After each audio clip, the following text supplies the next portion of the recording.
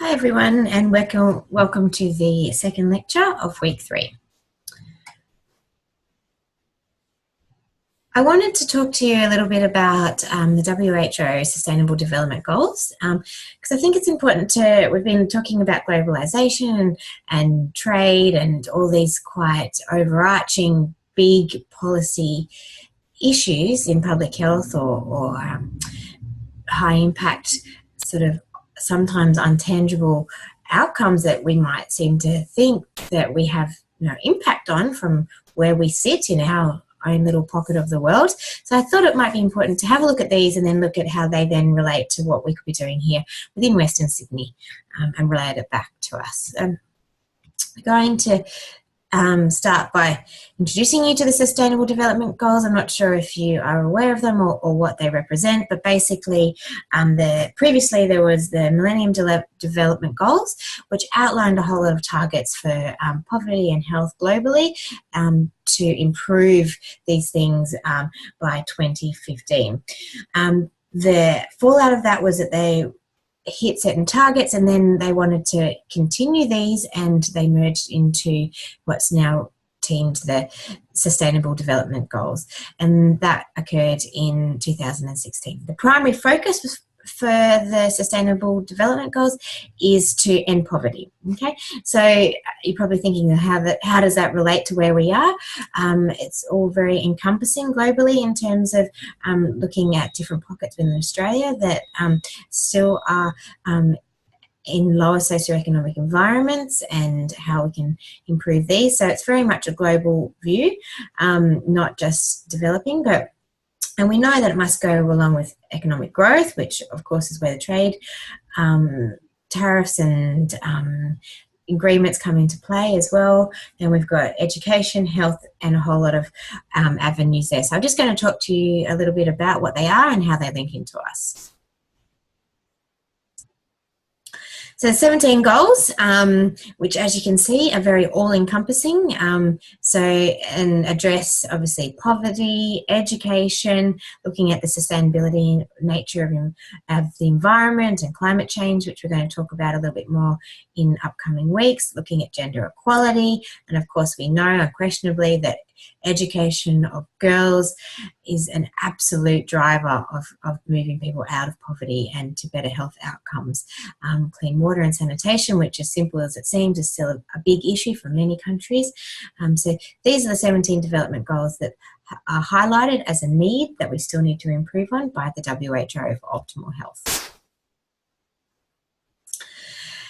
So obviously number 3 is specifically focusing on health, and it's looking at promoting wellbeing for all at all ages. So this is where we can start to really look from an Australian perspective and bringing it back into our local area, because obviously we are fortunate to have clean drinking water and sanitation, but these goals are still important for us because it does encompass health and wellbeing, promoting healthy living, and really addressing those NCDs within our own environment.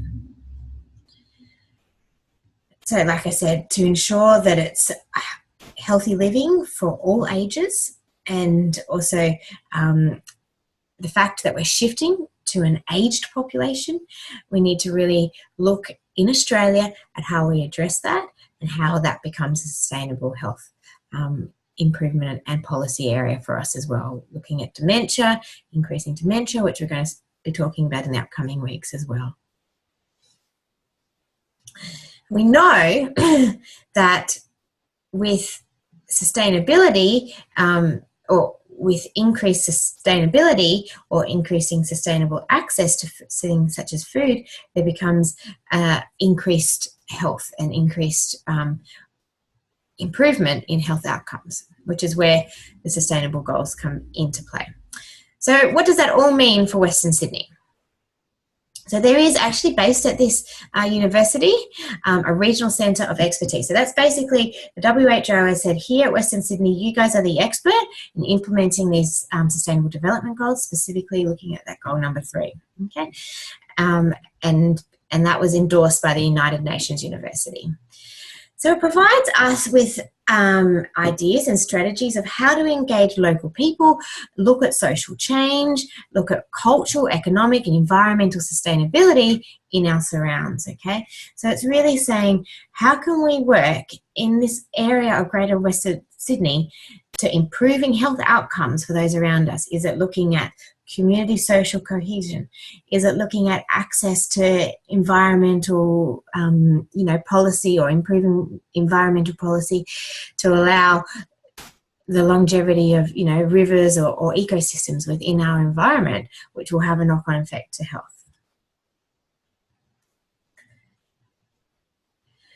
And we know that as part of all of that, we have specific goals or specific regional challenges that we can then all take part from a public health perspective, be it policy, be it actual practical implementation on addressing these. One of that and foremost is looking at a low carbon economy. How can we start doing that better within Greater Western Sydney? How can we start relying less on public transport? We're in a sprawling urban area. Our primary mode of transport is via car. So these are how we're taking those WHO Sustainable Development Goals, those global health issues, that global cross-border pillars and goals to then implement within our local communities, which then if we look at going up the other way, so instead of looking at a top-down perspective, how can we fix up, okay? So reducing our emissions locally, looking at sustainable communities and looking at how we can look at sustainable food sources, looking at how we can look at improving our transport systems, and also look at improving our health structures. Are our housing environments the best for our health outcomes? Is closed cul-de-sac environments the best urban planning we can have? And food is a big one, particularly in Western Sydney. We're losing agricultural space with development and urban sprawl. How can we counteract that to improve and not lose those health benefits of eating fresh local food, okay? So it's that balance, that urban planning, those different stakeholders, be it council development, that we can all bring together to look at sustainably working out policy and outcomes to improve health for all. And looking at a big one for Western Sydney is also looking at conserving biodiversity and river health, okay? So a lot of Western Sydney is set along the river. How can we ensure that we maintain biodiversity and ecosystems along that river that allow us to enjoy that space, be it outdoor activities, be it in, the benefits of those environmental places for us as well.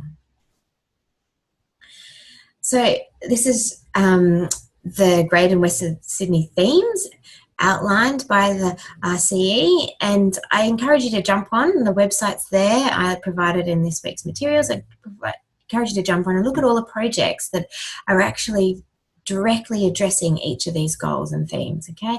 So looking at education of school students on biodiversity and ecosystems and how that then can enhance creativity, enhance development, and advanced learning within that crucial period of early learning and development. Yeah, what renewable projects are in place, renewable energy projects are in place. How can we work better with local Indigenous communities? Looking at, like I was talking about, that food security and loss of farming land in Western Sydney due to urban sprawl. What can we do about this? How can you grow food in your communities?